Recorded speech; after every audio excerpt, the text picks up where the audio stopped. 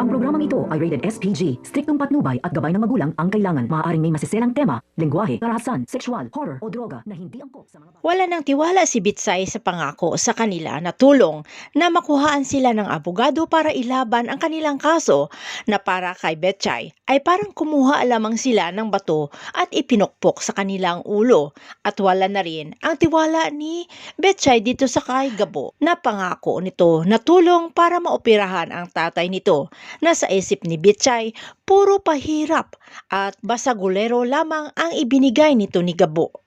Habang si Django ay nabalitaan na lumipat sa grupo ni Gabo itong sila Bitoy, Tulits at Tagoy na nagpapalakas ng puwersa si Gabo at hindi papayag si Django na maghari-harian si Gabo sa ginintuang lupa dahil para kay Django na siya ang hari sa ginintuang lupa. Sugsog naman ng ama ni Django ay dapat nang putulan ng sungay itong si Gabo.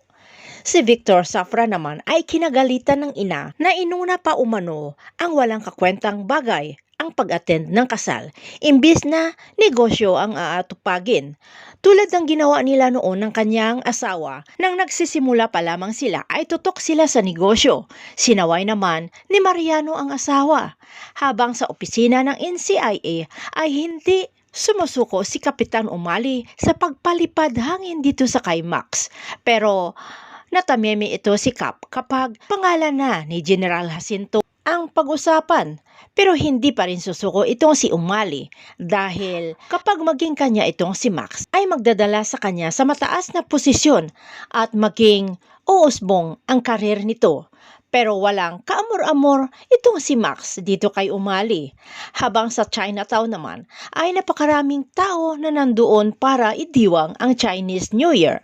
Dumating na rin ang mga taga-NCIA, ganon din ang grupo ni Gabo na gumagawa ng racket para makapera. Natuwang-tuwa sila dahil ang kanilang pagkanta ay napakaraming pera ang kanilang nakalap, kaya nang dumating si Gabo ay sinabihan nila na wag na nilang ituloy ang kanilang misyon dahil ang kanilang racket ay tamang-tama na o sapat na para mapaoperahan ang ama ni Gabo. Pero ayon kay Gabo ay kailangan nilang hanapin itong si Victor Safra. At itong si Mr. Chan ang magdadala sa kanila dito sa kay Victor.